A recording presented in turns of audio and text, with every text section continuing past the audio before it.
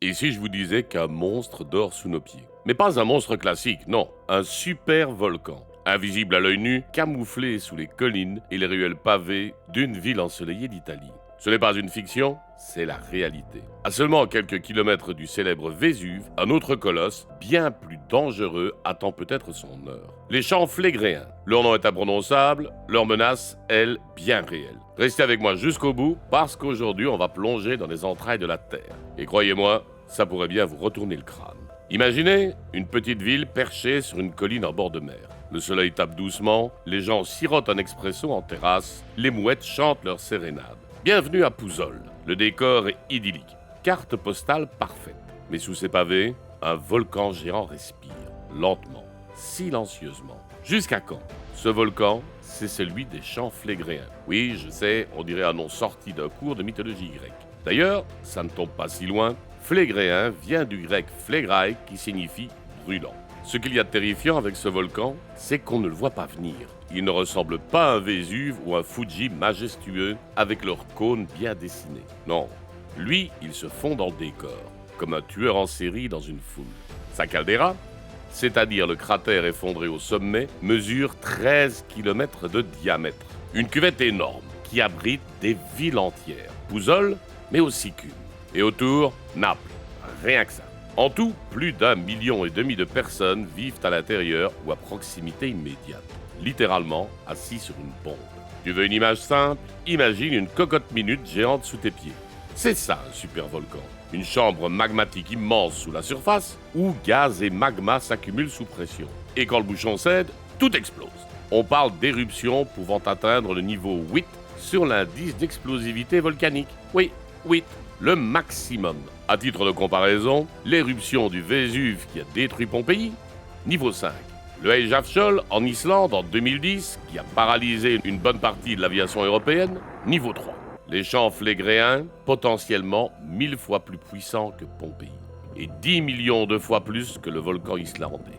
Vous voyez le tableau. Alors petit rappel avant de continuer, si ce genre de voyage dans les profondeurs de la Terre vous intrigue, pensez à vous abonner et activer la cloche. Ça vous prendra une seconde, mais ça m'aide énormément à continuer ce travail passionnant. Allez, on continue.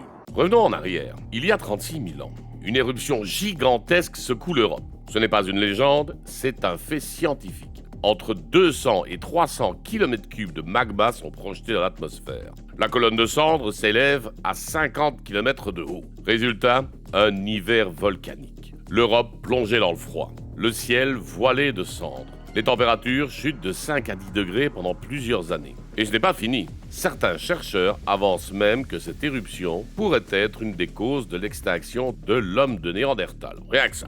15 000 ans plus tard, rebelote. Une autre éruption, plus petite, mais suffisante pour recouvrir la région de tuf jaune.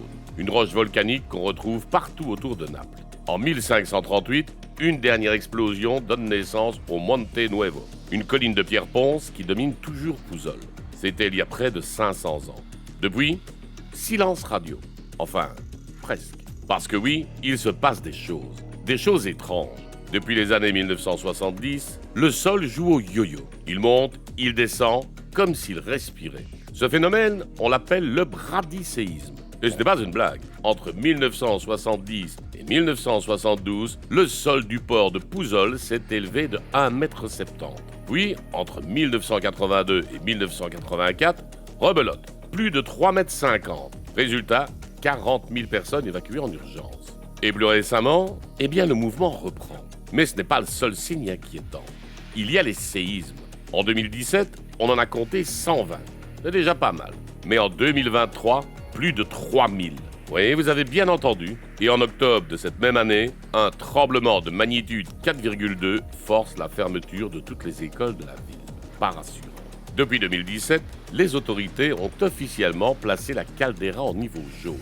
Ça veut dire vigilance accrue. On surveille. Les scientifiques ont mis en place un système d'alerte à 4 couleurs. Vert, tout va bien. Jaune, attention. Orange, ça commence à chauffer. Rouge, évacuation. Pour l'instant, on en est à jaune. Mais certains spécialistes estiment qu'un point de rupture pourrait être atteint plus tôt qu'on ne le croit. Alors à quoi s'attendre? Il y a 3 possibilités. La première, le scénario ouf, 2 émissions de gaz sans dégâts majeurs. Le volcan tousse, mais ça passe. Deuxième, une ou plusieurs petites éruptions locales, mais assez puissantes pour effacer des villes comme Pouzol de la carte. Et le troisième, le pire, une super éruption du niveau de celle d'il y a 36 000 ans. La différence, à l'époque, il y avait quelques dizaines de milliers d'humains. Aujourd'hui, plusieurs centaines de millions. Les conséquences seraient incalculables. Parmi les 70 petits cratères qui composent les champs flégréens, un attire toutes les attentions. La Solfatare, autrefois attraction touristique, aujourd'hui zone interdite. Le sol y dépasse les 50 degrés C. Des fumerolles jaillissent de partout, chargées de gaz toxiques. Le danger est tel qu'on a fermé le site au public. Pourtant, il n'y a pas si longtemps, les familles s'y promenaient encore, avec l'odeur de soufre en prime. Alors on doit s'inquiéter? La réponse est oui, mais pas trop. Oui, car le volcan est bel et bien actif. Il bouge, il gronde, il s'exprime. Non, car une super éruption reste hautement improbable à court terme. Les scientifiques veillent, les systèmes de détection sont en place. Et puis surtout, ce volcan n'est pas qu'un danger, il est aussi à l'origine d'un territoire magnifique. Les champs flégréens, malgré leur nom barbare, abritent des paysages sculptés par le feu et le temps. Des collines, des falaises, des sources chaudes, c'est une région splendide. Et si vous avez un brin d'âme aventurière, je vous invite à les découvrir. Mais à bonne distance des fumerolles, évidemment. Voilà, vous savez tout, ou presque, sur les champs flégréens. Un volcan qui dort, oui, mais qui un jour pourrait bien se réveiller. Et quand on connaît son passé, on préfère qu'il continue sa sieste.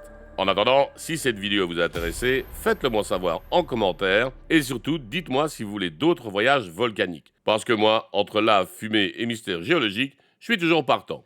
À très bientôt!